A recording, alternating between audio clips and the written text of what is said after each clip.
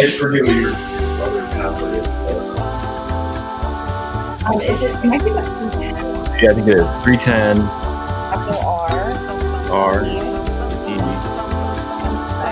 Is it capital E? E M 6 DC. Or did you change the?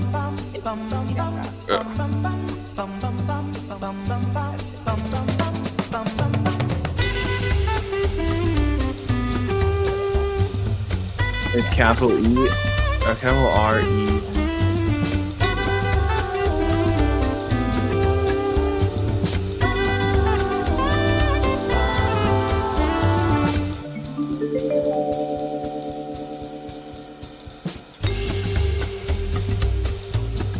I don't remember being capital R. Sorry about that. Oh, because you need a capital letter though. We'll try this out. Not REN 6 KC.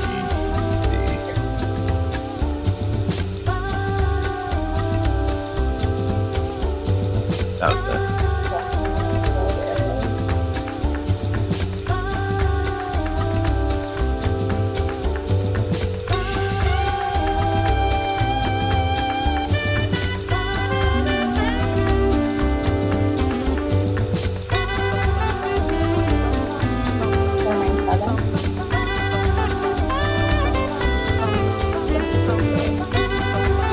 Perfect.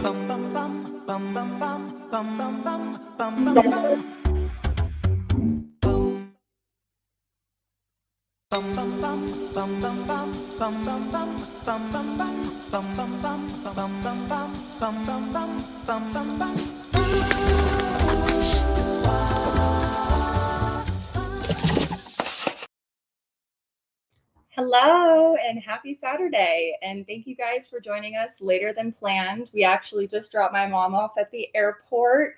She was here with us for a little shy of 2 weeks, and it was so nice having her here. But we did want to make sure that we were available for her this morning. So we dropped her off at the airport. Now we're excited to go live at 1 p.m. PST. Also, Shane is feeling much better from last week, and we are excited to finish off Full recovery. Part 2 of Intro to Creative Strategy. Yeah, amazing. I'm so excited. Real quick, Kelly, I think you're not, I don't know if your mic's connected. I think it's using your computer mic. Just FYI. How's everyone's Saturday so far? That's what I'm saying. It's Saturday. It's beautiful here. We already went outside and got some food, and yeah, I mean, it's let's go. I'm ready to jump back into everything UGC, and yeah, I'm just so excited. Do you hear my mic now? Oh yeah, it's way better. Makes a huge difference. Love this mic so much. Yeah, let's just dive in. I'm pretty sure we left off on chapter 2. So it wasn't last weekend. We got past the what is a creative strategist. Yes. So I think we're on direct response best practices. It's the one that we left off on is where the person is pointing to things. So if you could just pull up the PowerPoint, I'll show you where it was. Okay. Unless if I'm wrong, you guys will have to remind me. For some reason, I swear I remember leaving off right at the person pointing to things, but I could be wrong. You mean this one? Yeah. Did we go through that? I think we went through all this. Like, what is a creative strategist? I'm pretty sure we're just on the direct response best practices. Nice. And of course, for anyone that's just now joining, you can gain access to the Intro to Creative Strategy for free by visiting UGC.pro, which is our website. And that's the great thing about this. But of course, we want to go through it with you guys together. But you can access this again at UGC.pro. That's our website handle. It's short, it's simple, it's sweet, and it's right there. All right, awesome. So direct response best practices, your formula for success. So the direct response formula is a sequence designed to drive immediate action from the audience. So take the direct response formula very literally, in the sense that you want a direct response from the person who is watching your ad. You want them to make a purchase. You don't need to follow the formula verbatim. Now, that's something important just to keep in mind. We will be going through the formula, which is to the right of the slide, or on the right side of the slide, but you don't need to always follow it verbatim. You can be prescriptive with how you test this formula. So for example, if you wanted to A/B test hooks, you could technically rearrange the formula to feature hook 1 having the social proof hook. So when we think of this example, it could be why over 100,000 men have taken the leap to ditch the dad bod. And the reason why I say that is because one of my clients, they have a dad bod destroyer stack. And then hook 2 could be problem solution. So it could be, oh my gosh, I'm not going to be ready for summer. Like I was trying to reach my goals and whatever. So like problem solution, I wish I didn't have this. The solution is the product, or whatever it is. I'm kind of thinking on the fly, but like if we're thinking of the dad bod destroyer stack, it could be been having a hard time staying accountable with your New Year's resolutions. Well, here is an accelerator to help you reach your goals way quicker. Intro the dad bod destroyer stack. And then hook 3 could be a unique selling point. So for this product, they have a ton of patented ingredients. So that could be slipped into the hook, obviously in a way that is scroll stopping, but you guys get my drift. You can rearrange this formula. And to the right is a breakdown of the formula, which is the hook. So step 1, pretty self-explanatory, especially if you're a UGC creator. You already know you want to not only grab the attention of your viewer who is scrolling on social media, but you also want to hold their attention. So you want to grab those first 3 to 5 seconds with their attention and hopefully take them through the ad, followed by problem solution. So you want to relate a problem to the audience that the brand solves or the product solves, followed by USPSs, which are unique selling points.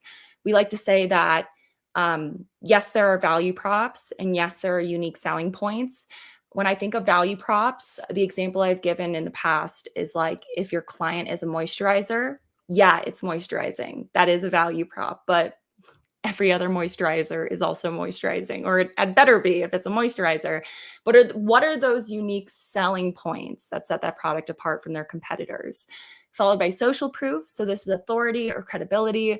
There's so many different forms of social proof out there. It could be as simple as a 5-star customer review, your testimonial as a UGC creator.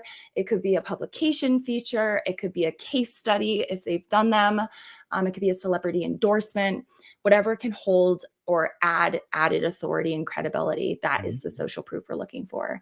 Followed by CTA, which is an acronym that stands for call to action. So you want to direct the viewer to take an action, which is to click the link and shop now. Yep. And what's great is this is all, it's all rearrangeable, right? Like these are like, these are pieces of a puzzle that you're putting together. And,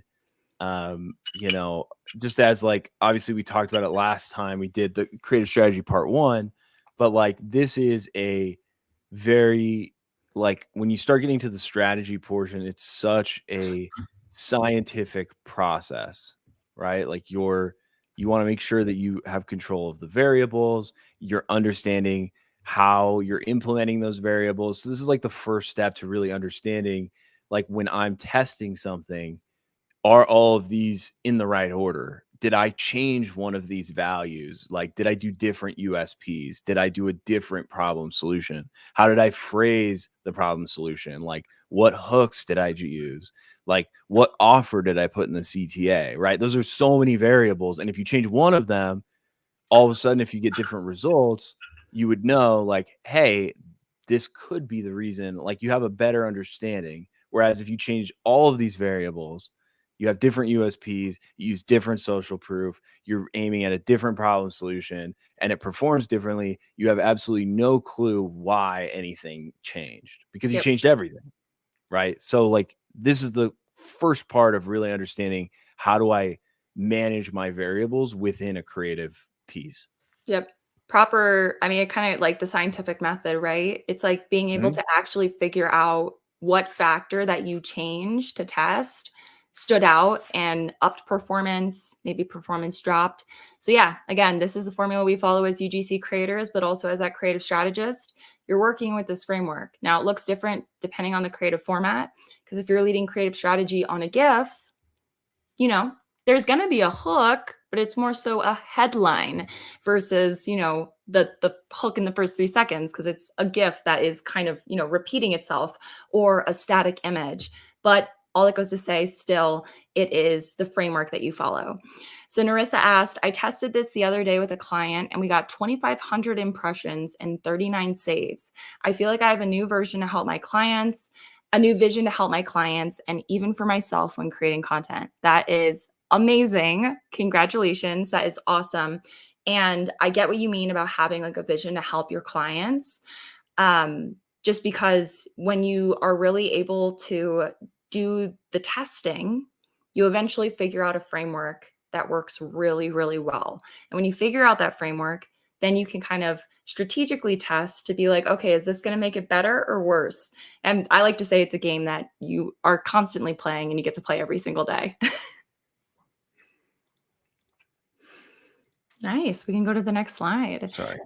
No, you're good. So outside of the direct response formula, there's also a formula called the AIDCA. So AIDCA, and it's an acronym.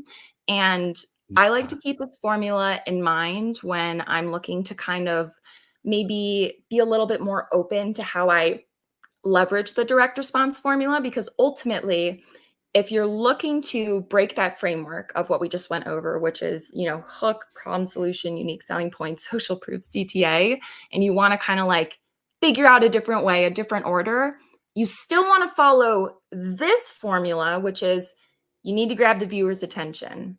That is for certain in the first 3 seconds. You need to grab the audience attention with a compelling headline, image, footage, whatever it is. You want to grab their attention the first 3 seconds, because if you don't, then you can't tell them anything else about the product because they've continued scrolling. Followed by interest. Now, again, it doesn't have to be problem solution, but you want to pique their curiosity with intriguing details. Followed by desire. So you want to highlight the product's benefits and value and what sets their product apart from the rest of their competition out there. Followed by conviction. You want to back it with claims, with evidence, with testimonials. People are going to listen to you for only so much information. They want to hear third-party confirmation outside of yourself.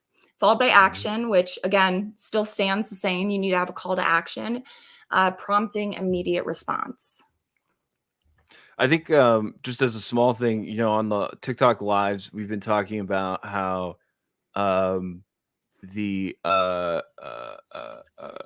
like for clothing maybe, or certain types of like very maybe lifestyle related things that are maybe not like feature heavy.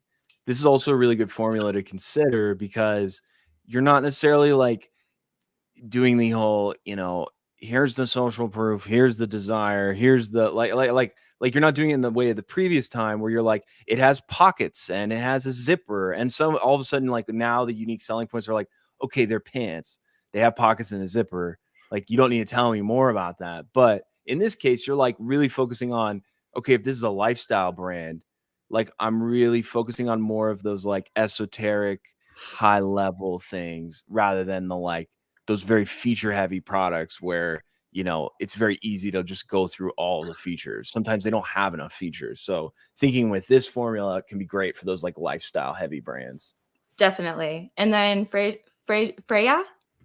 Freya asked, as a creative strategist, are you the one putting the ads into Ads Manager or just looking at the data and deciding how to improve?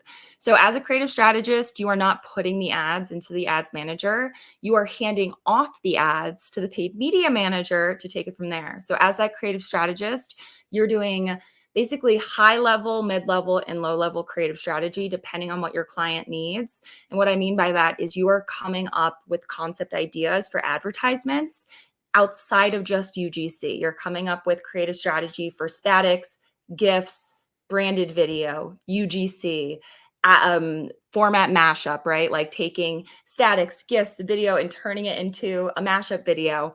you are leading that creative strategy that you already do as a UGC creator, but to different formats outside of limited to just UGC. And then you take the data feedback and then you pivot based on that performance. You're almost like a freelance middle manager for the creative of the entire marketing team. Really. Yeah. You're like the glue between paid media and creative, because like a video editor, a graphic designer, a UGC creator, they only have so much information. Whereas like the creative strategist, when you're working as that creative strategist, part of the job is you have to know what spend is, what the ROAS is, what all the main KPIs are. You need to know this information to do your job. And then you're coming up with those creative requests for those UGC creators, for those designers, for those video editors. And then you're working with the paid media team on that performance feedback. All right. Let's go through some examples. Yeah.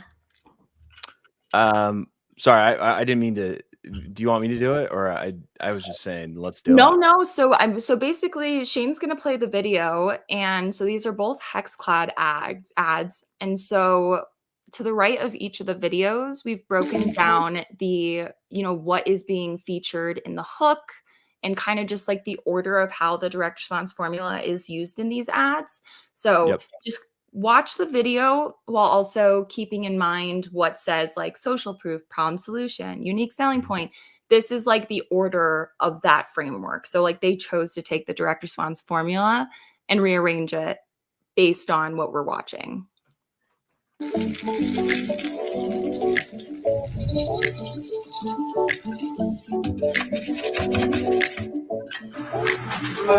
proof and also problem solution.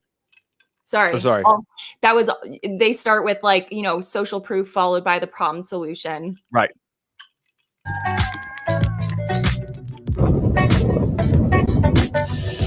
Right. And like some of these shots, you'd be like, well, I can't film that. The client supplied it, right? Yeah, exactly. And that's part of the job as the creative strategist, is you're taking assets that are like UGC, like raw UGC, and you're also pairing it with this like higher end production footage that they've already invested into and have on their drive.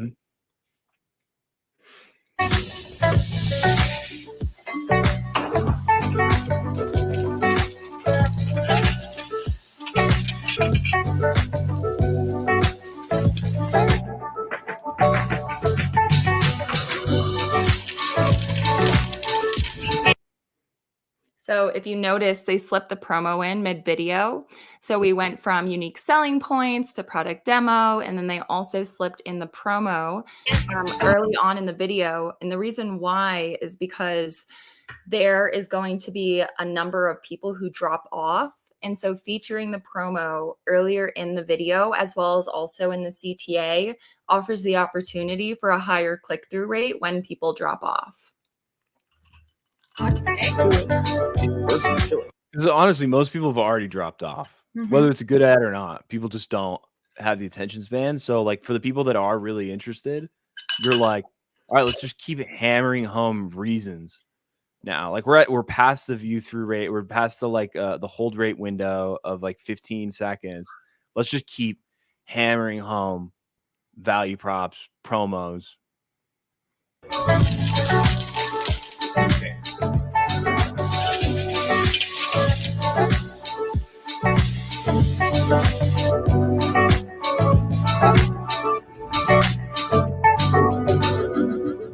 Nice. So yeah, then it has the CTA, which is don't wait, get up to 33% off today. And so that is an example of how they leverage the direct response formula. I see Freya had asked, at what point would you consider yourself a creative strategist? How much learning should you do before offering it as a service?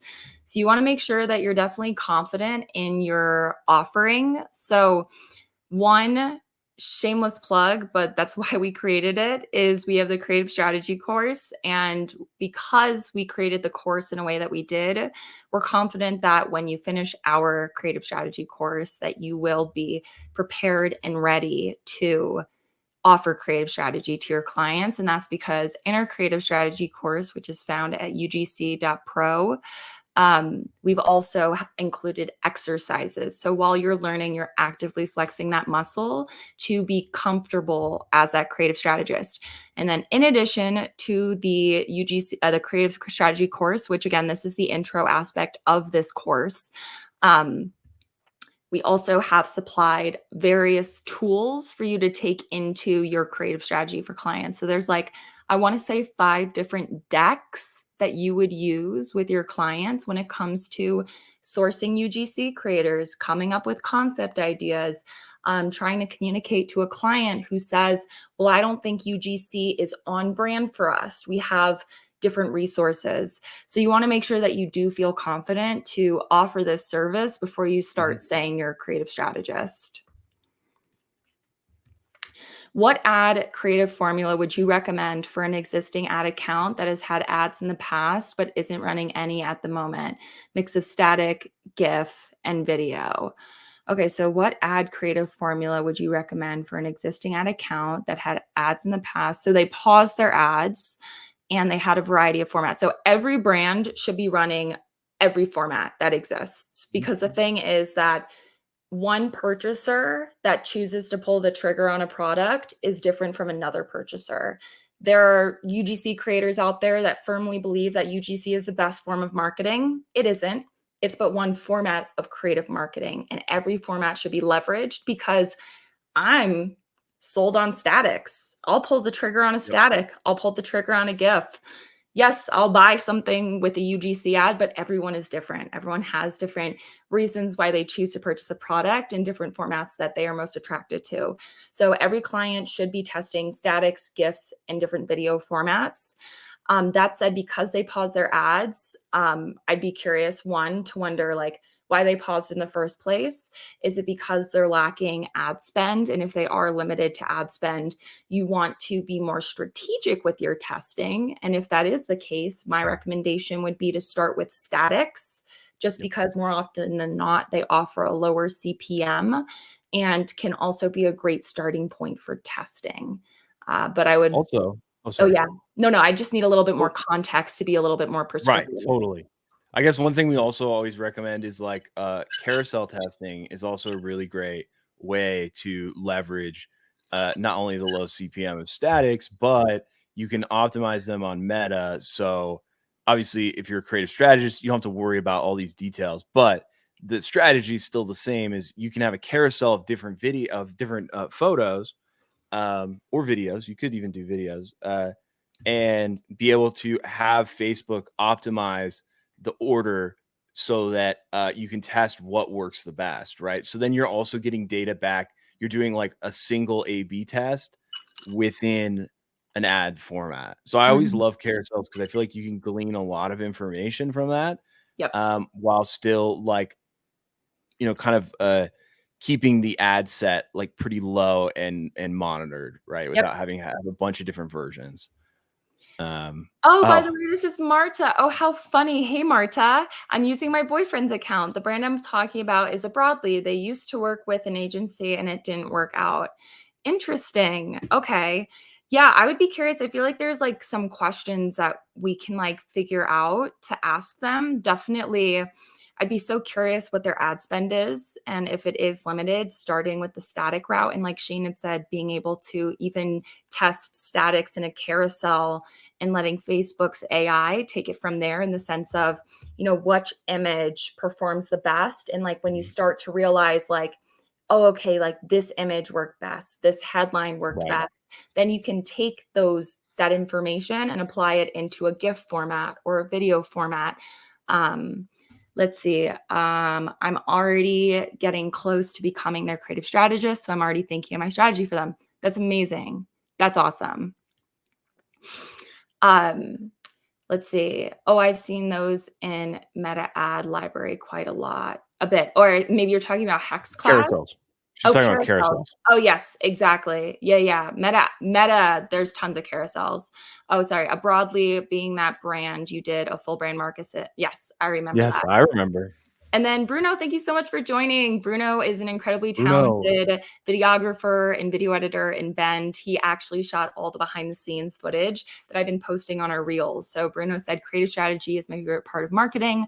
I love playing that strategic role with my clients. It's quite rewarding. Yeah, I like to say that it's a never-ending game that I get to play. Does the course also have a pricing structure to help you price yourselves? Yes, it does.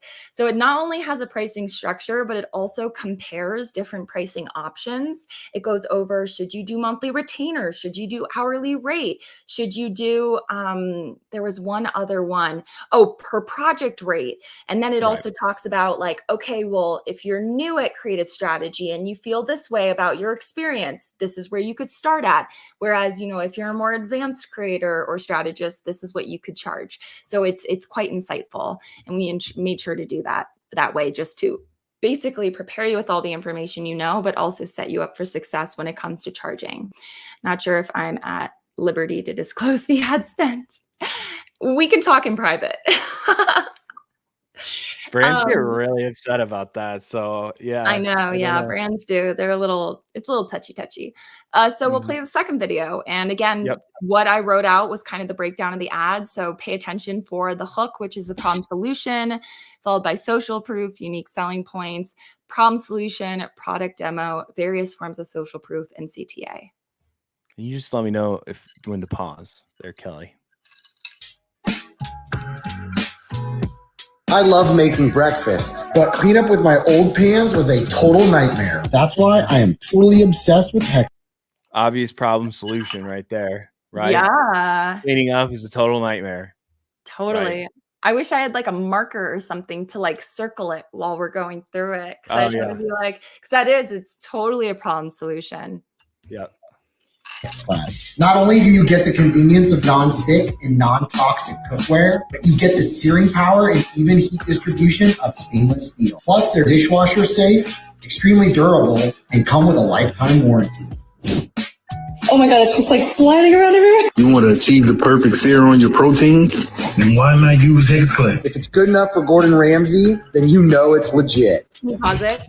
So not only did they mention 500,000 people or whatever it was, but they slipped in, if it's good for Gordon Ramsay, it'll be good for you.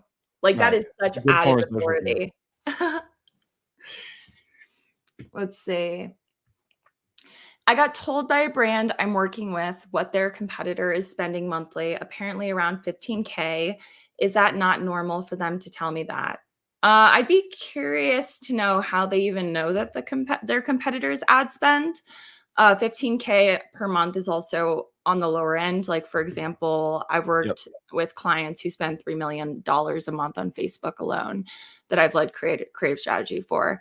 But maybe they know the owners, maybe they know someone that works at the company, but that's private information in the sense that it's not like something you can just bind. So they obviously know someone who works there. Okay. Hey. Okay. So is it common that agencies completely overlook the ad testing strategy you're talking about? I just did UGC for an agency that had 3 different concepts with more than one variable changed in each. So it depends on the agency, because in the UGC community, there are agencies for UGC opportunities, but they're not the same agencies when Shane and I talk about having like an extensive agency background. These agencies are likely 1 or 2 people agencies, and they're working with like people overseas and they're sourcing creators or whatever. So I would say it sounds like this agency is a little more amateur and doesn't know, but that doesn't mean it's a bad thing, because that is your opportunity as that creative strategist to educate that person on the best testing structure. So if you are doing 3 different concepts, so like imagine 3 separate scripts, each of those scripts should be A/B testing alternate hooks, whether that be the headline, the line the person's delivering, or whatever it is. It needs to be one piece that is being tested. And each of those concepts would have that same testing structure. If it's not alternate hooks, it could also be cut downs. Does the 60-second version perform better than the 45-second version or the 30-second version? So I would say it's not uncommon for the agencies in the UGC space to not know proper creative strategy, but that's only because like these agencies they shouldn't even be called agencies, if I'm being honest. Because It's a one-man band with a yeah, lot of like when strings. Shane and I say we come from an agency background, I almost wish we had a different word for it, because if it's not the agencies that UGC creators know, they are like world-renowned agencies where they're like, oh my God, you're X Mute 6, I'm X Tube Science. Oh, I worked at Hawk Media. Oh, I'm at W Promote. Like these are all very highly regarded, highly respected agencies that work with the top spending direct-to-consumer brands. This isn't just like a blue check Twitter account with a Yeah. website. Like this is, but Zenaya had also some other And they contact. tested for conversion, but it didn't convert well. I offered some creative strategy and passed on my offer, but they passed on my offer. Interesting. Yeah, it sounds like maybe they aren't the best opportunity as far as like if they're not willing to listen to you. And you said you gently tried to help them see what they couldn't really know why it didn't work because they were all over the place with their briefs. I was shocked. Yeah, unfortunately, this is all too common. Like my sister recently had like a paid test project with an agency, and the agency was just so amateur and just like it was so obvious that they didn't know what they were doing. But it ends up being a blessing in disguise because you're dodging a bullet. You don't want to have to deal with someone that doesn't even understand or isn't open to best practices, because you're never going to get good performance with a client like that. It's unfortunate, and I'm sorry that happened to you. But it definitely comes. It comes. Keep a good relationship with them if you can, even if you're not working with them, because you could just be one contact away from actually having a good relationship. Like you could just be the person there, and then like unless you're talking to like the founder and it is a one-man band situation, like it might even be worth talking to somebody, or like pushing back if they're like, oh, well, I think it's just your creative strategy isn't right for us. You'd be like, well, tell me more about like what you're doing. And if they can't explain anything, you go, well, I think that's the problem. And then all of a sudden, their manager's in on it. Yeah. And it's like, okay, well, then this person is actually not doing the right job. And you're the one that should be in here saving the day. So just keep a good relationship, even if you don't push it, because that person could leave. And then all of a sudden, the next person that comes in knows what they're doing. And, it's a great relationship. That's so true. You really are one contact away, whether that's a new hire or someone leaving, for the relationship to either get better or worse. Totally. Especially if it's like a big one too. Like you also run the gambit of like somebody who just really doesn't care. Like they're at a big company and they're just not really invested in success. They just want to get through the sprint. And it could also be an agency where they're like, they hire a bunch of like newbies who don't actually know what they're doing because they're cheap labor. And like the sales team is really good at selling clients and getting them to sign up. But then they're like, all right, hand them off to the junior person who really doesn't even know what they're doing. And then that's who you're talking to, Zenaya. So yeah, it really just depends. But unfortunately, it kind of comes with the territory. All right. Talk about A/B testing. So scientific method for marketing. Yeah. Which I know we're already well familiar with it if you're a UGC creator, but A/B testing by definition, also known as split testing or bucket testing. A/B testing is the method of comparing at least two versions of an ad against each other to determine which one performs better. And we say at least two versions because obviously you need to test at least two. But again, I've given the example of depending on the client's ad spend, I have done extensive A/B testing where there was a time I was providing one of my clients, I swear to God, 15 different versions. Oh my God. But it worked, right? Yeah. Like my top 18 out of 20 ads for Beta Brand in one calendar year were all my ads. Right. stick with like 3 to 5, unless if the client is really adamant on testing. But 3 to 5 at the very least really gives you the opportunity to learn way more than, say, testing just one version. Because if you have just one version, I like to, this is how I envision it mentally. I don't know if it'll make sense for anyone, but like, you know, when you the phrase like throwing spaghetti at the wall and seeing what sticks, I envision that when I think of A/B testing. And it's like, imagine if you had one concept that you're just throwing at the wall and you're like, I really hope it sticks. What's the likelihood that that one sticks compared to throwing 3 to 5 versions of that ad at the wall? You have a way higher likelihood that 1 or 2 of them out of that 3 or 5 is going to stick versus that one chance. Don't give yourself one chance. And that's why A/B testing is so important. It's great. And I love that you broke down this visual example. You want to go over this slide? Yeah, I'd love to. So this is like a visual example for those of you that are visual people. We all are kind of in this realm because we are. You know, the way it works is you're essentially taking a group of people randomly from however you're targeting, and then you're evenly or you're allocating certain amount of spend to each version. So like here we have 3 different versions. We have version 3, version 2, version 1, right? In this case, it's just a static of a hand, but you know, the point is still made. And then you can measure the statistics against each other. So being able to like test these against each other is really where you're getting the scientific results, right? You're measuring each one separately against the same targeting group, right? They're not the same people, but generally the targeting is the same. So it's not the same people, but it's the same method of targeting people within the platform. Yep. And essentially that's all A/B testing is. You don't actually have to do anything. It's all automated.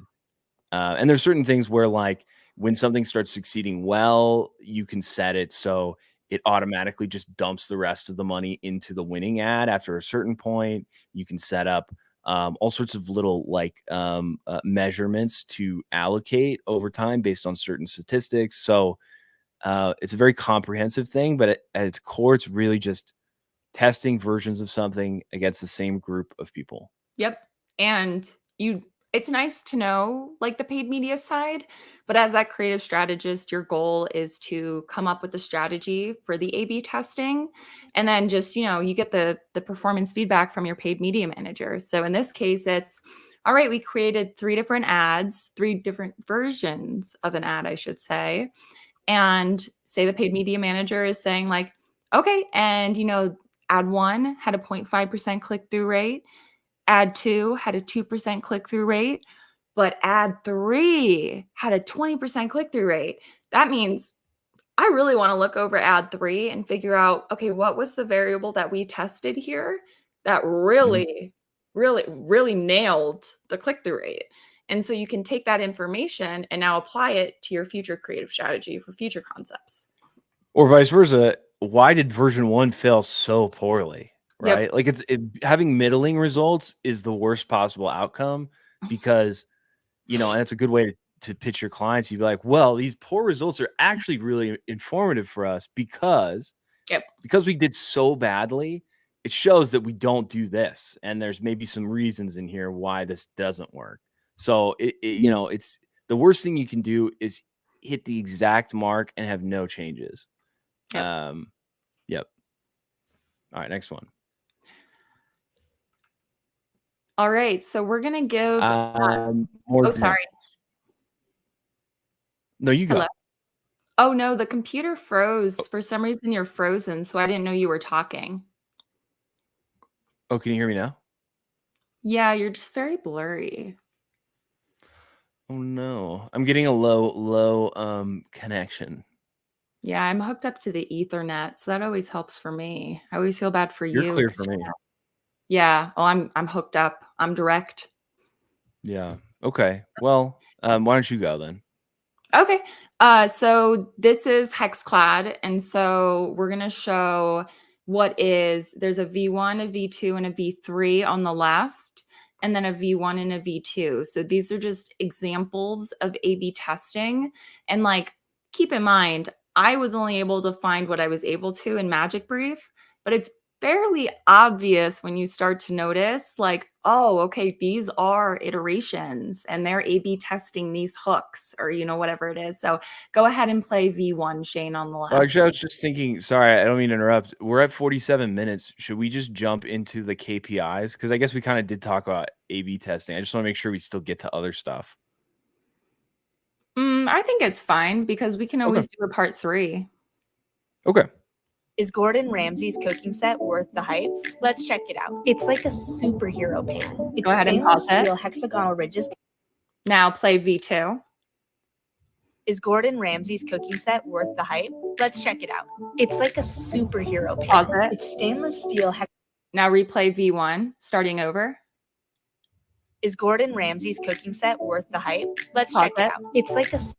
Now play V2 again, starting over. Is Gordon Ramsay's cooking set worth the hype? Let's check Pause it out. it. It's like a. So V1 is a dual screen. Right. V2 is a single Different screen. visual. If you could pause it on the dual screen, that's what I was trying to pause it on. There you go. Oh, sorry. No, you're good. Nice. So that's version 1 versus version 2. Go ahead and play V3. This set went viral on TikTok and the results blew my mind. It's like a superhero. Go ahead and pause it. So this is like completely different hook, but it goes into the same sales sequence. So that is, again, just an example of A/B testing in the wild. So which one's going to perform better? I don't know because I'm not on the Hexclad team. However, this is but one example of A/B testing that I found in the wild. So go ahead and play V1 to the right. Perfect. Once you get these, you'll never buy another pan again. Non-stick pans are expensive and scratchies. Pause it. And stainless steel. You know what's funny is this guy's voice sounds awfully familiar. I'm pretty sure it's the new full-time creative strategist that my client hired. Oh, really? Oh, funny. Go ahead and click V2. Once you get these, you'll never buy another pan again. Non-stick pans chip and peel within a year. So those are two different versions of that ad. So it starts with the first. So this one has V2 starts with a pain point, implied authority, which is the quote, as if someone said it. They didn't.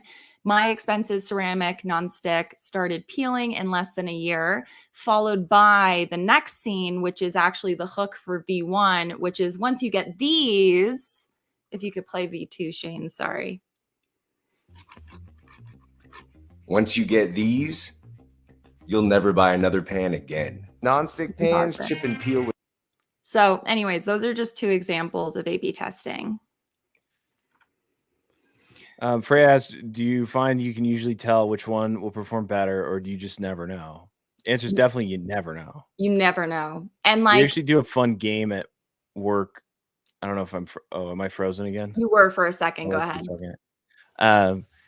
We do a fun game at work where for like our meetings, we'll showcase two A/B tests, like or two versions of an A/B test, and people have to guess which one they thought did better. And almost every time I get it wrong because you just don't know. There's no way without any data. You're just, or even a client you're not familiar with. Yep. You're just like, I have to have information or else I would never know. Yep. So you have to have that information. Also, one of the like jokes that I would have at my last company with another creative director was just like, you know what? Screw it. Let's test it because every time I think something isn't going to work, it does. And that is like one of the most true lines as a marketer is like, you really never know. It could be the ugliest version and it could be a winner. And I think that that's also one of the things that separates an advanced creative strategist and a creative strategist who is pretending like they know what they're talking about, because you truly never know, which is why it's so important to test. You just never know. It's worth a test.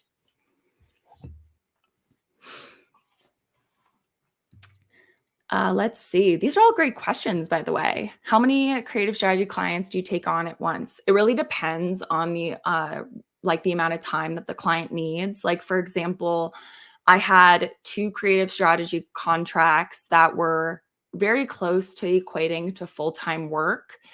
It got to be too much. So I actually have one exclusive creative strategy client that is like, I want to say up to 30 hours a week, but I'm like not working those full hours because I have like UGC clients, and I have other clients that like need me for a mix of like video editing, creative strategy, UGC. So I'd say it really just depends on your bandwidth as a creative strategist. Technically, you could get 4 clients on a monthly retainer where you commit 10 to 15 hours a week with them, and you're working close to a full-time work week. But it really just depends on your bandwidth as that creative strategist. You want to do these A/B test examples too? We could skip these ones, and of course visit UGC.pro, and then you guys can go through just, you know, those other examples that we're skipping over now for time. But so how A/B testing works. So testing fundamentals. You need to have a clear hypothesis. You need to start with a specific tentative assumption or theory. You need this educated guess. So for example, the educated guess could be the family angle helps drive conversions. And a little bit of context here is for one of my clients, it's a men's weight loss supplement. One of the angles we've been testing is whether it be static, GIF, or video, something along the lines of, you know, I wanted this transformation for myself, but most importantly, I wanted it for my family. And so that's been a very clear hypothesis that I've been testing as a creative strategist for my client. And it's proven to work in statics, GIFs, and in video format. And you also need single variable testing. And this goes back to the conversation we had where Zanea had said, oh my God, this client was all over the place. They were not doing single variable testing. You need to alter one single element at a time to isolate its impact. So for example, if I were to be testing the family angle and I'm doing statics, I would A/B test the headline, but I would keep the image the same. I would not change anything else. Or I would keep the headline the same and I would A/B test the image. I would not do both, because if one of them wins and they're all different headlines and images, what won? Was it the combination of the two? Was it because of the headline or the image? We don't know.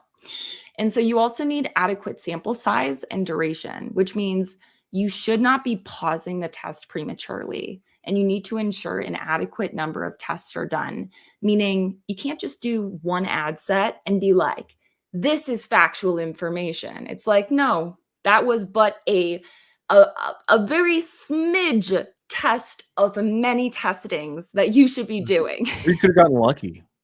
Could have just been the right timing and you got all the right people and it performed really well because of some random variable that you don't know. Absolutely. And so you want to control external factors. You want to test in stable conditions to minimize data distortion, which controlled external factors goes back to single variable testing, but also making sure that you're doing adequate sample sizes and testing for a reasonable duration, just to make sure that you do have control over those external factors. Like Shane said, there could just be a glitch in the system and you get lucky.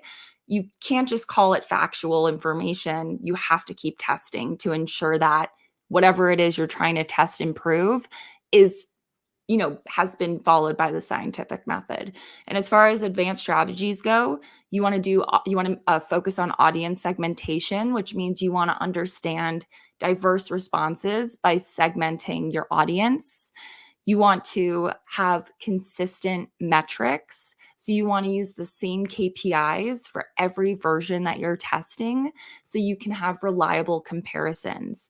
Meaning, you know, outside of making sure that I'm understanding the many different responses I could be getting to an ad based on that audience, meaning if I test an audience geolocation, New Jersey versus New York versus Florida, for maybe Orange Theory, I have a storefront location in these states.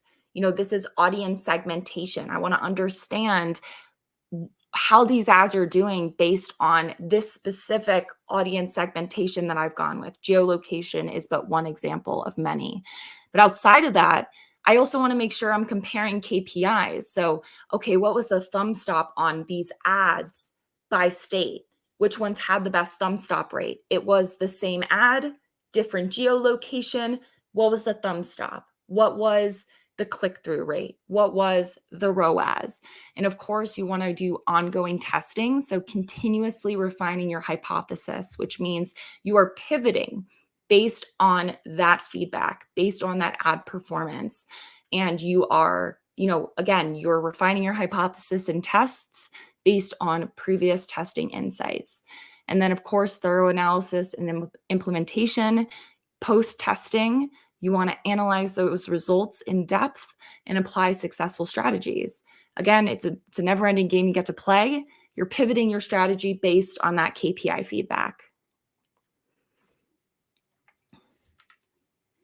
All right, so we're going to do a quick practice. Referencing the direct response formula. Oh, well, it's a little hard to do that here, but referencing the direct response formula, write a 15-second script for Hexclad inspired by some or one of the examples that you saw. Additionally, provide 3 alternate hooks or CTAs to A/B test. Now, what you could do is, since you can access this Intro to Creative Strategy, you can, of course, get this at UGC.pro. I'm going to show you my example, and you can always do this later. So I used ad 1 from the deck in this section as my inspiration for the suggested cut down version. So I basically said, I took ad 1 as inspiration, but instead I want to do a cut down version of this. And I'm testing 3 different hooks. So my hooks are, why professional chefs use these cooking pans. Toss out your discolored nonstick pans for this. Your scratched up cooking pans could be dangerous to cook with. Use these instead. So these are 3 alternate hooks that I went with. And then the script's body would stay the same because we need to have controlled testing. We can only test 1 variable at a time. And this is the cut down version of ad 1 in the deck, which is, it would have like a pop-up of text saying perfect heat distribution with a check mark, dishwasher and oven safe, non-sticking and durable, followed by social proof, which is more than 50K 5-star reviews, and then get up to 33% off today by clicking the link below. Nice. Key performance indicators. So should we just like go through it? It might end up being an extra hour. Yeah, I'm down. I just need to get something to drink real quick. Do you want anything? No, I'm okay. I'm down Okay. to, I can start. I'll be right back. Yeah, you're good. I'll just chill. Yeah, so we'll go through key performance indicators. The cool thing is we've broken down this part of the deck into 2 sections. So we're going to be going over first key performance indicators that creative strategists look to when it comes to strategizing. And then there are business related key performance indicators that you're going to hear as a creative strategist from your clients that are important to keep top of mind, but they aren't the ones that you're looking to like pivot your strategy on. And it'll make more sense when we start going through the deck.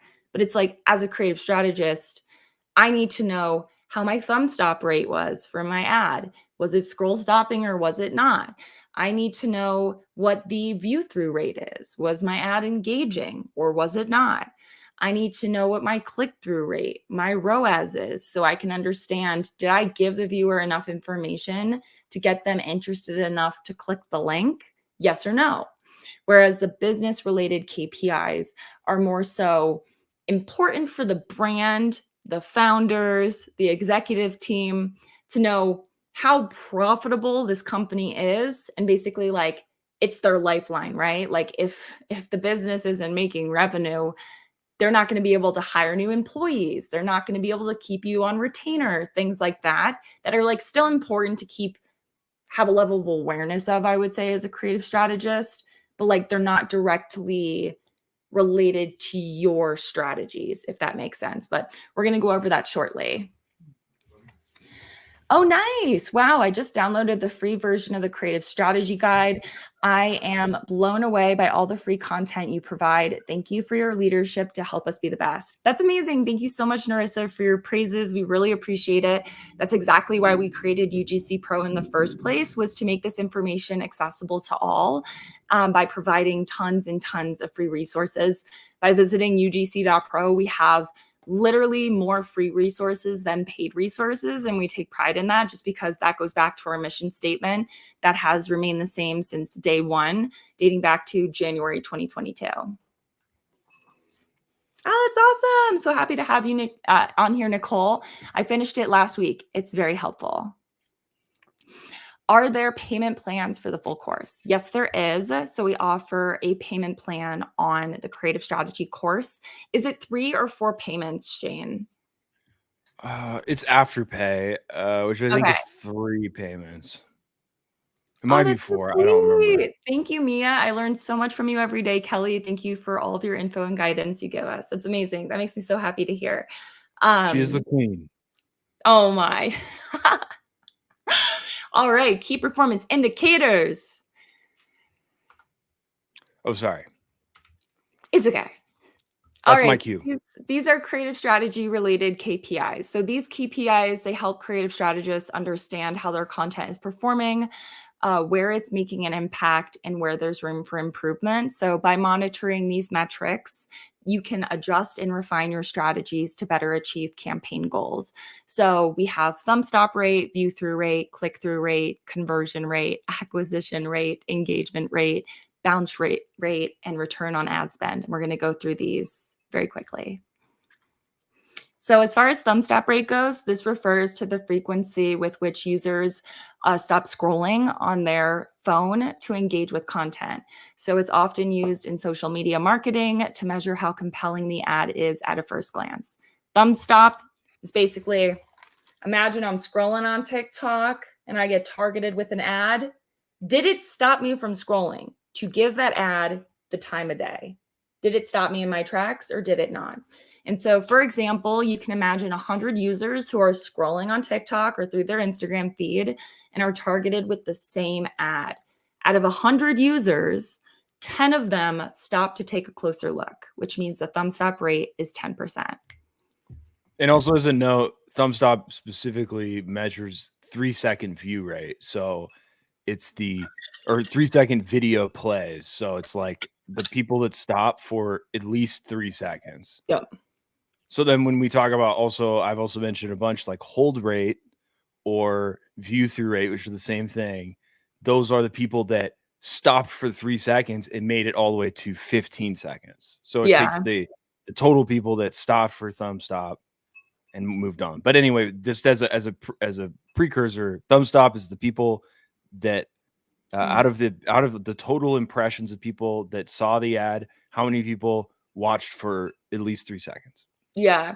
Also, you mentioned that they're the same, but they are different in the sense that one counts up to, I believe, like you said, 15 seconds, but then there's view through rate was drop off at the 25% marker, the 50% marker, the 75% marker. Oh, you're right. You're totally right. And I always get it confused. Is it yeah, and it's not that you were wrong. Which one? I forget which one's which though. Yeah, so it's like one for me when I'm looking at the KPIs with my paid media manager, we're looking at both of those KPIs, but one of them is, okay, was there a drop off at the 15-second marker? Or what is the retention on the ad? Are we looking at a 25% drop off, a 50% drop off? And based on that, it's like, okay, well, they dropped off at the 50% marker. Okay, let's see what's halfway through the ad. That means that the ad became irrelevant to the viewer and they stopped watching. But does it have a high click-through rate? Does it not? So many things to observe and kind of like, break down. Sorry. No, you're good. Oh, hey, Elizabeth. Oh, it's so nice to have you on here. So what program do you use to see your measurements? I've only been familiar with Motion. So it really just depends on your relationship with the client, because for me personally, when I meet with the paid media managers, they are sharing it in the form of a PowerPoint. So they're actually taking the performance feedback and just putting it into a PowerPoint. Shane, you use Motion with W Promote, right? Yeah, we do use Motion quite a bit, but there's not really other options that I've seen that are like as intuitive as Motion. But Yeah. at the same time, it's also kind of a pain because like some clients won't use it. Yeah. Still. So Yeah.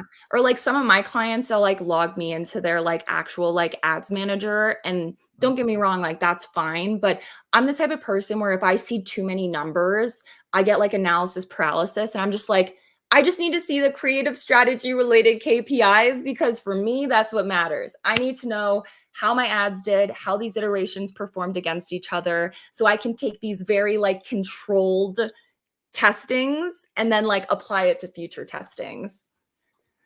All right, view through rate. So this calculates the percentage of times that a video ad is watched to a certain point or completely through compared to the total number of times that the ad is shown. So how engaging was your ad? And so for example, if a video ad is shown 100 times and watched all the way through 25 times, the view through rate would be 25%, which I think answers your question, Shane. Yep. Oh, nice. Yes. Marta said that, what about triple whale or something like that? I want to say one of my clients, was it Metabolic? Someone used triple whale and I forget who it was, but there's a bunch of different like derivative platforms like Motion, triple whale, but I've heard of triple whale. And so it's important actually while we're on view through rate, it's one thing to have really good thumb stops on your ads, but if you have a drop off immediately after your hook, which is at that 3-second marker, that means that you are doing too much of clickbaity hooks and your ad is not engaging enough to actually hold the viewer past the hook, which means don't do cheap shots.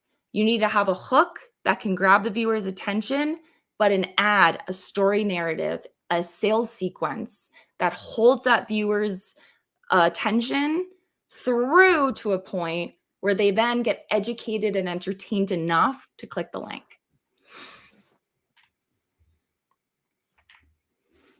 All right, click-through rate. So this is the percentage of users who click on an advertisement link relative to the total number who viewed it. And so it gauges how effective an ad is at encouraging users to take an action. So if we have a low click-through rate, it means that, well, for me, I'm like, okay, like I want to make sure that we're like really hitting home this call to action.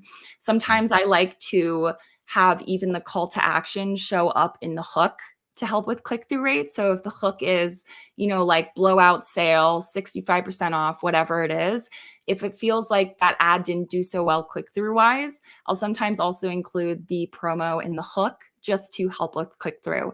But just as an example, if an ad is shown 5,000 times and 100 people click the link, the click-through rate is 2%. So this means out of every 100 times your ad is shown, on average, 2 people clicked on it to find out more. I'm sorry. No, you're good. Great question, Elizabeth. How do you prevent/work with writer's block when it comes to making sure to continue creating engaging concepts? I feel like sometimes I struggle with getting stale. That is honestly, I love that you said that because everyone experiences writer's block. And one tool that I'm going to let you talk about, Shane, is Magic Brief, because I know that you've been doing these lives on TikTok recently. And I feel like for me, Magic Brief has really helped a lot with just like kind of like reigniting a spark when it comes to coming up with fresh ideas so you don't feel stale. Oh yeah. Magic Brief is awesome. I'm just going to show it right now. Yeah. So if you don't have Magic Brief already, it's pretty amazing. Like it's a repository similar to like if you've used Foreplay before. We personally prefer Magic Brief just because their team's really cool, and I think they're working on some really cool like extra features. And also the UI is just really nice. But basically, you can go on the Meta ad library, you can go on TikTok, and with the Chrome plugin, you can save videos in the wild. And then you can also use their Discover feed. And when people upload new concepts or ads, you're seeing those too. So I can go in and I can go to like I could say format, video, I could say platforms, meta, and I can go score. They have an AI, like, or they have it's not even an AI, it's just a calculation based on some certain things like how long the ad's been out. So I could look up winners and great ads. And then maybe I can even look up like types of ads, or I could even look up an industry maybe, because if I have writer's block, I have no clue, but I'm like, maybe I know I'm working on a clothing apparel brand, right? Now all of a sudden I've got like a whole list of video concepts for me to use and steal like an artist. All right, Kelly. Yes. So this is like the way we use it at our agency. We use it personally. Magic Brief is awesome just because the only way to really be inspired is to look at other people's ads. Yep. In the realm of AI, realistically, the best thing you can have is just actual concepts, not some, LLM suggesting you things. Totally. And Shane mentioned steal like an artist because you're totally okay to find inspiration from a concept idea, and there's nothing wrong with it. Honestly, part of your job as that UGC creator, that creative strategist, is to be top of mind or have what is top of mind, what competitors are doing, other people in the direct to consumer space are doing when it comes to advertisements. And more often than not, a lot of the concepts that I'm creating for my clients have an inspiration example. It's like, hey, I got targeted with this ad and it worked on me. I bought the product. Right. I really liked the sales sequence. I liked the hook, whatever it is. And stealing like an artist is not copying it verbatim. It's taking something as an inspo example, finding inspiration in it, and putting your personal spin on it. Yep. But let's get back to Totally. Let's get back to the regular scheduled programming. Absolutely. So conversion rate. So this is the percentage of users who take a desired action. So this is after engaging with an ad. So they've watched the ad long enough, they've clicked the link, but not just clicked the link, they've also shopped for the product and they made a purchase. So this is relative to the total number of people who are targeted with the same ad. And it measures the power of the call to action featured in the advertisement. So for example, if you're an online store and 100 people visit your website after seeing an advertisement and 5 of them make a purchase, the conversion rate is 5%. And this is really important to keep in mind because when you become familiar with these creative strategy related KPIs, they tell a story.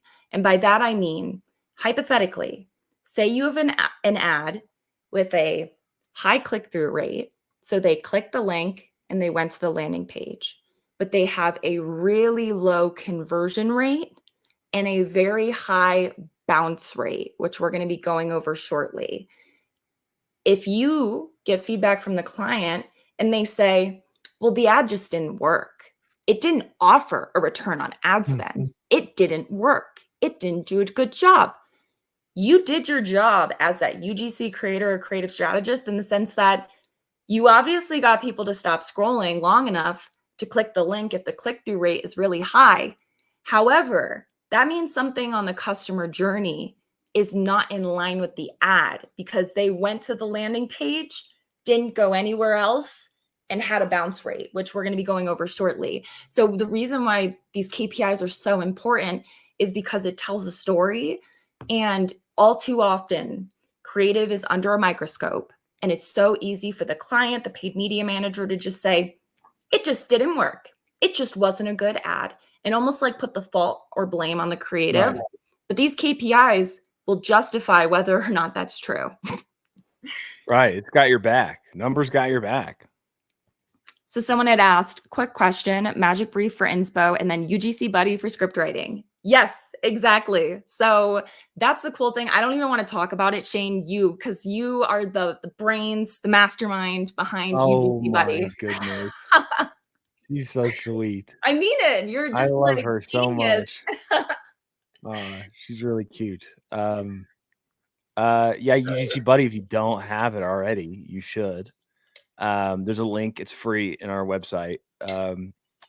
And so we built this kind of, I like to say UGC Copilot, because it can do more than just write scripts. Some of them are like in beta. Sometimes they don't work, but the script writing function works perfectly fine. And definitely you could go to ugcbuddy.com or go to UGC Pro slash UGC.pro slash UGC Buddy. But you can go here. You just click write a high converting script for a UGC ad. And it's going to ask you questions. You answer the questions with what you want to like concept. And it's going to take into account the direct response formula that we talked about. It's going to create an ad in like the AV script format, and it'll even export it into a Word doc if you like. So it's really powerful. And it's free if you have ChatGPT Pro or whatever they call it. So go get it because it's awesome, and it helps you just get through that writer's block too.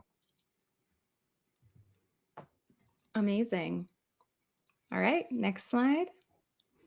And then we have acquisition rate. And if you notice, we've also included the acronyms because more often than not, you're going to hear your client like over Slack or email be like ACQ, and you're like, what the heck is that? They're talking about acquisition rate. So while the conversion rate is concerned with what those users do once they interact with your marketing content or platform, acquisition rate focuses on attracting new users or customers, measuring and tracking the growth of the customer base. So acquisition rate is super important, and it's kind of a lot of words, but in the simplest of explanations, you need to build your customer base. You need new people in addition to returning customers. You need new people. You need to be consistently scaling the business by having previous customers purchase and repurchase, but you also need to attract new users, new customers.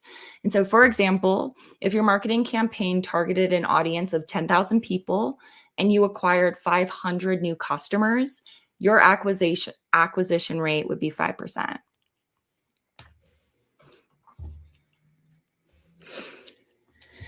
Return on ad spend. So this is the revenue generated from advertising relative to the cost of that advertising. So basically, how much money did you make off of that Facebook ad compared to how much did you spend on that ad? So it serves as a great benchmark of success for marketers. A high ROAS means that not only are ads driving traffic, but the website itself is doing a great job at converting them into customers. So for example, if you spend $500 on your ad, and this results in $2,500 in sales, the ROAS equals 5, or in this case, 5x. That's how we communicate ROAS. So for every dollar you spent, you made $5. Anything less than a 1x ROAS means that you didn't break even in the sense of ad spend. A 1x ROAS means that for every dollar spent, you made $1 back. So you're breaking even on the ad spend. Now, it's important to note that in addition to ROAS, you want to become familiar with like the overhead of the business, the COGS, the cost of goods sold, things like that, because when you ask your client, like, what is their benchmark for ROAS, you also want to understand, like, okay, we know how to break even from ad spend. Because, like, if what's actually profitable? Exactly. If I spend $1 on ad spend and I make $1 back, I'm breaking even.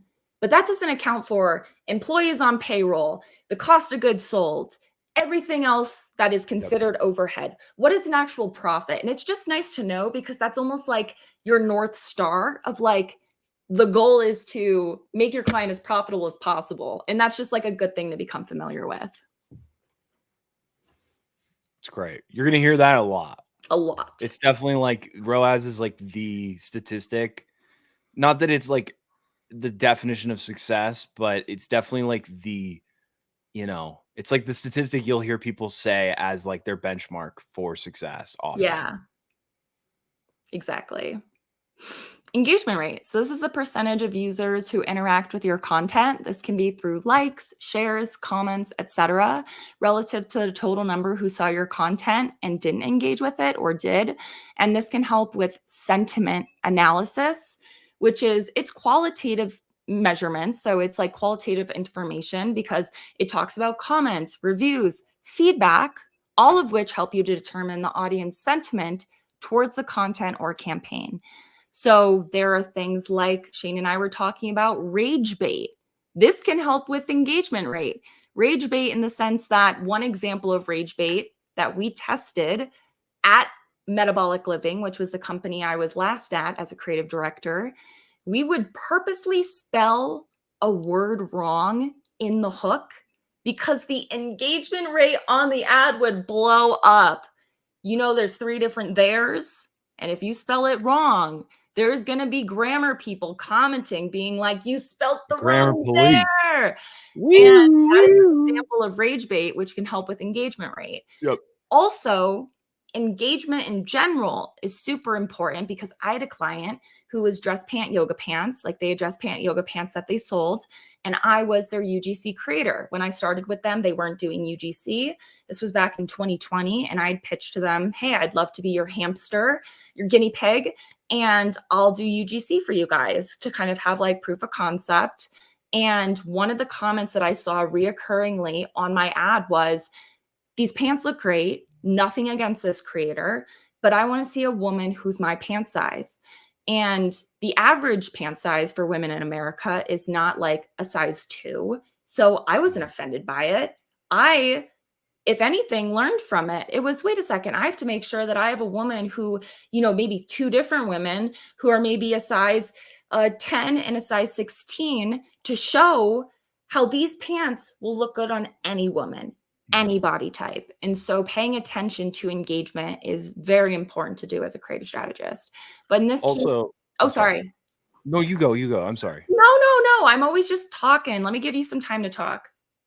Oh, I don't need time. I just need to say one thing is that engagement right now has become more important because the way that TikTok and Meta, in part, depending on how you structure your ads, but definitely TikTok, is the way that they target people is actually through engagement. That helps with how they, because you can't target as well anymore. Yep.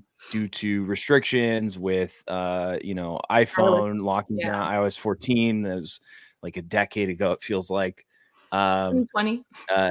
But because of that, AI is looking at, I say AI, just their system is looking at engagement to help make those connections for where you're getting placed. So having really low engagement also can be a sign that it's not targeting correctly and you're not reaching your right audience. So having a really high engagement rate generally is actually becoming so important because you're losing out on that ability for the platform to place you correctly within those networks of this person liked it, so this person will like it, this person liked it, this person commented, so this person will comment, right? And on top of that, we had somebody asking about like, how do I lower my CPM, which is just cost per 1,000 views, meaning how much ad spend did I spend to get 1,000 people to look at this ad? You can subvert that number and make it lower by getting people to share it organically, right? Like, remember, this is also an organic platform. So people comment, share, repost, like these things are things that people can do to make it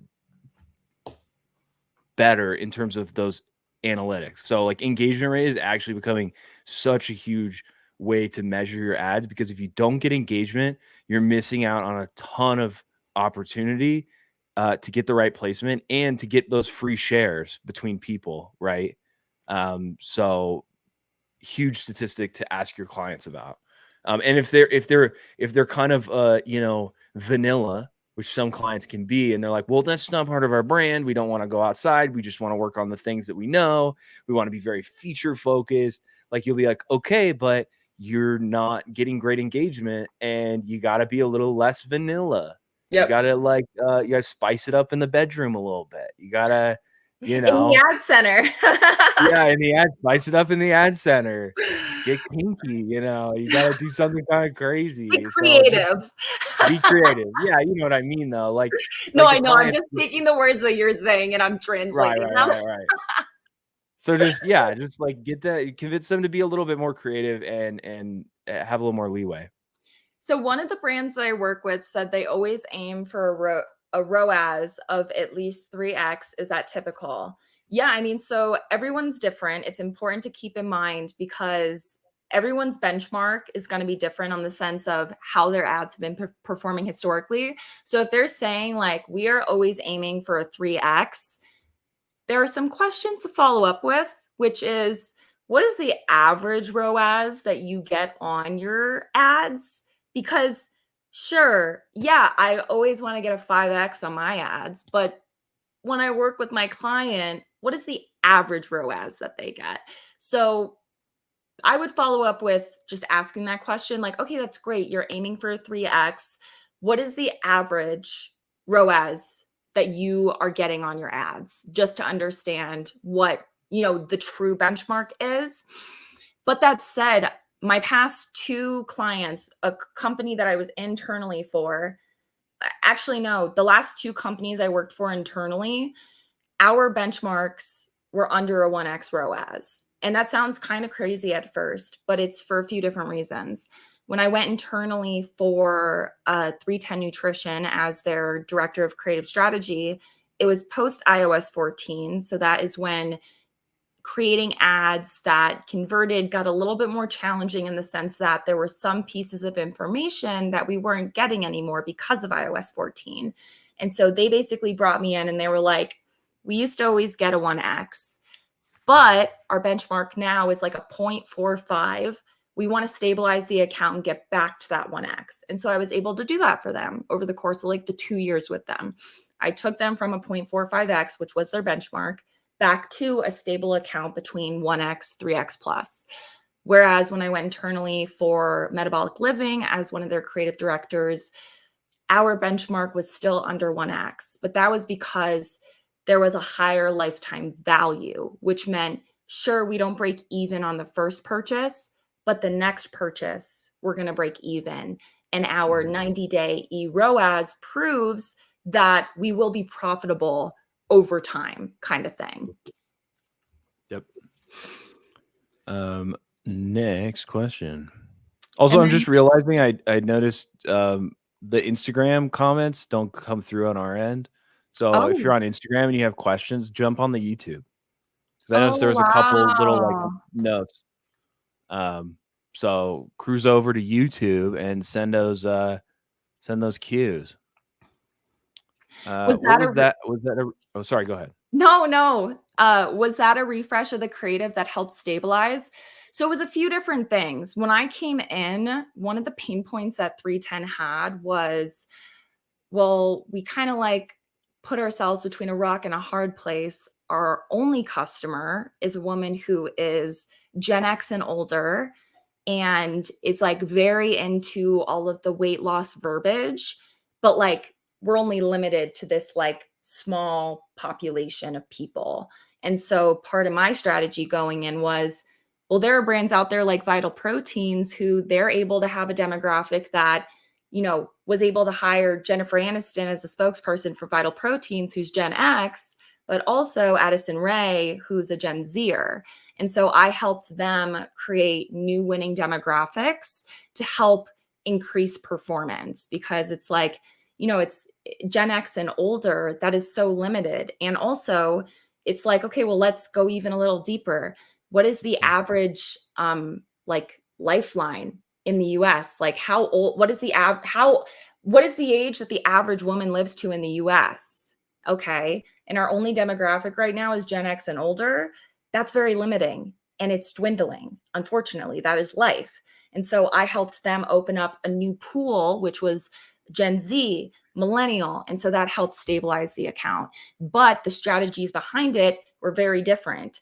Gen X and older is okay with hearing weight loss. They're okay with hearing a lot of the typical like diet culture verbiage. Right. Whereas Gen Z and Zillennials don't typically want to hear weight loss. They want to hear things like, like I want to do what's healthiest for my body. Right. Micronutrients and Exactly. macronutrients. If I and- lose weight in the process, that's great, but I don't want that to be the main focus. And so I made sure that the creatives were specifically created to be attractive to those specific groups that I was trying to become winners or create winners. So really quickly, go back one. So bounce rate. So this is the percentage of visitors who navigate away from a website after viewing only one page. So a high bounce rate can indicate irrelevant content or a poor user experience. And this is always a good data point to keep an eye on as you lead strategy on advertisements. So this goes back to the example that I gave, which was, imagine if you had a high click-through rate, but you also had a high bounce rate. So it's not your creative's fault because you got them to the landing page. It means, because the client could say, oh, okay, yeah, well, this ad, it had a very low conversion rate and it was the creative's fault. And it's like, okay, well, what was the click-through rate? Oh, it was a high click-through rate. Interesting. Okay, well, then what was the bounce rate? Oh, it was a high bounce rate. That's interesting. And that's where you can educate your point of contact and say, well, see, this ad was able to get the viewers to watch the ad long enough to click the link to go to the landing page. But because the bounce rate is so high, it shows that there's something inconsistent with the customer journey. Oh, it's because you don't have PayPal, or oh, it's because your landing page doesn't load.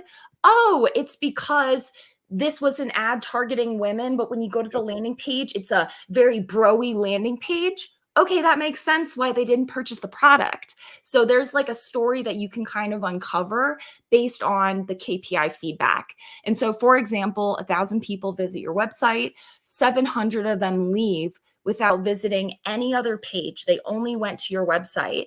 That means that the bounce rate is 70%. I like to think like if I'm one of those guys out with like the sandwich board or like the spinning thing and I'm getting people to go in to go see like a comedy show or something, like everything that happens once they go inside the door is not my responsibility. I'm just the guy with the sandwich board. I'm the guy with the spinning sign, right?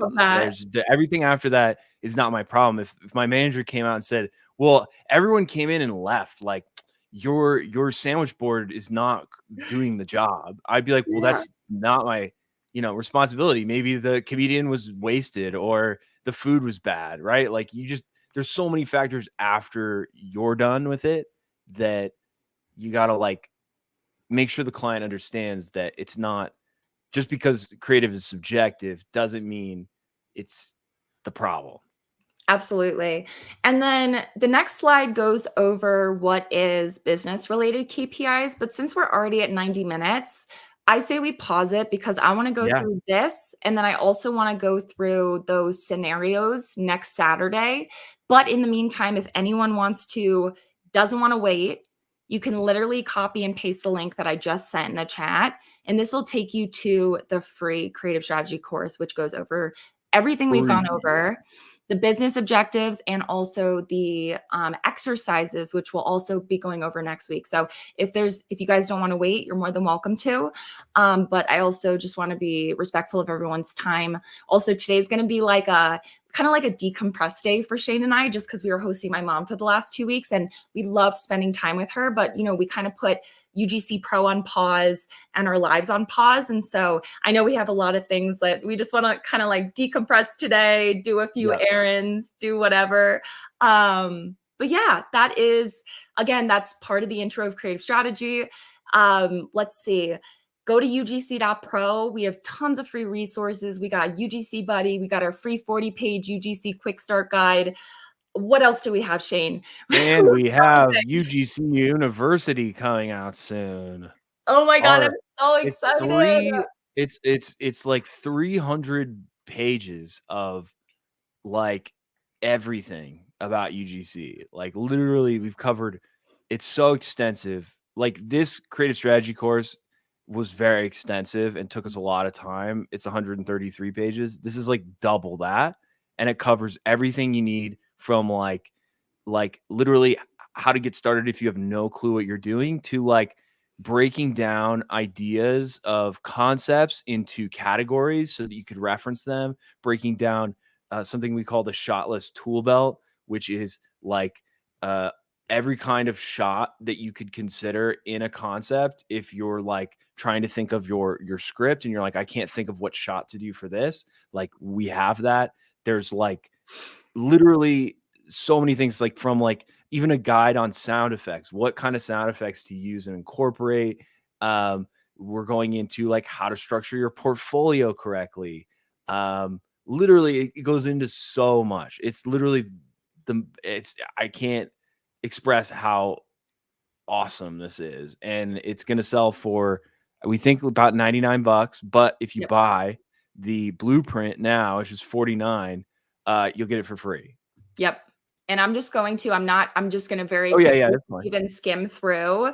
We have, and it's like no bull. Like this is literally created for someone who's just now hearing about UGC, that went through the quick start guide and is now like, okay, like let me get started. But I swear to God, every UGC creator in this industry is going to want to get their hands on this, because if you ever feel like you are just putting out stale content, you need kind of like a revamp, we have literally types and concepts, so many examples. I mean, we're only just now on slide 100, and this is going to be a video course.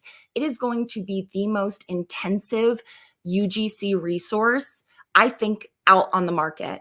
And we are so excited to, and this is still in the works, right? Like we're missing all these examples that we're sourcing. Oh my God, there's so much. It's crazy. So I'm just like so stoked to now be able to get back to work with you on this, Shane. I cannot wait. Yep. Yeah, it's going to be great. Join our Discord as well. Yes. We have a Discord where we answer questions every day, or try to.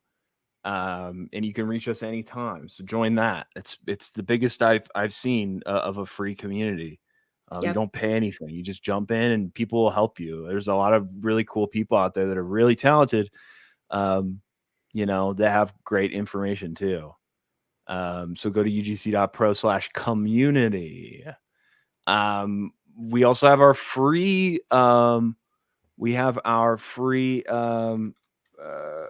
quick start guide.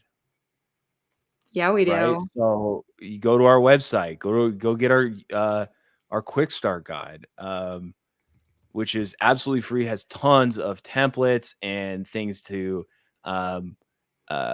level up your UGC business or get you started. We have the UGC Notion dashboard, which is this incredible resource for managing your business, keeping track of receipts, invoices, sending it out.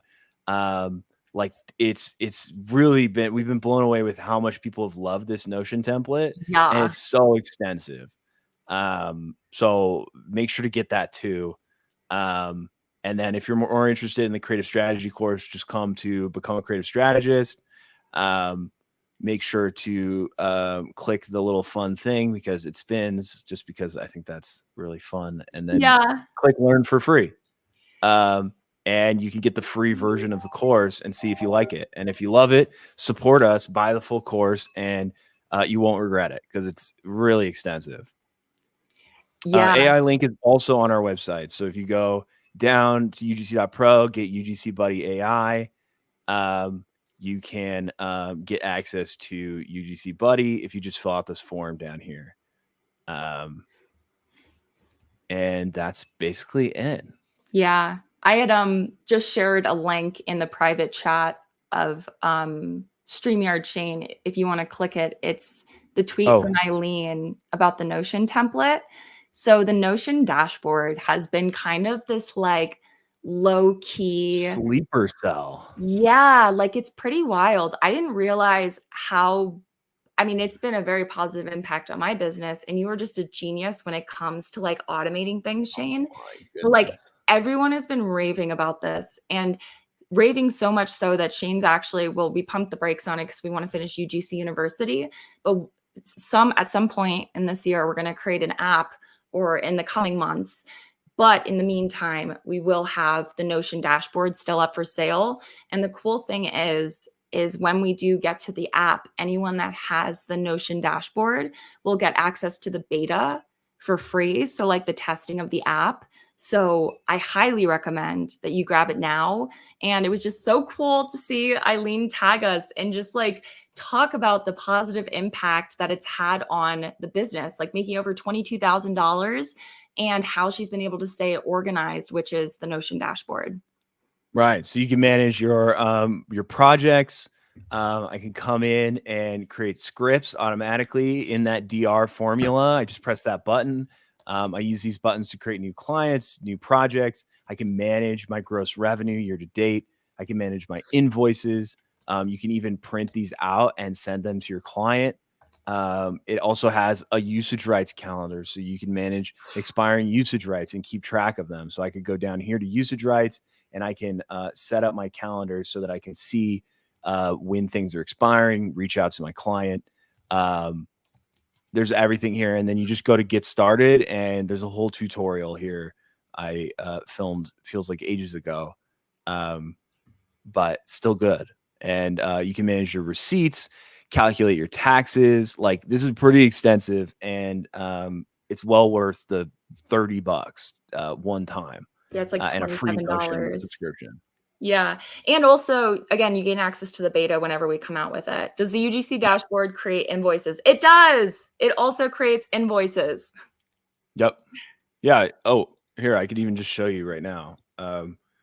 So like I can go to new, create an invoice.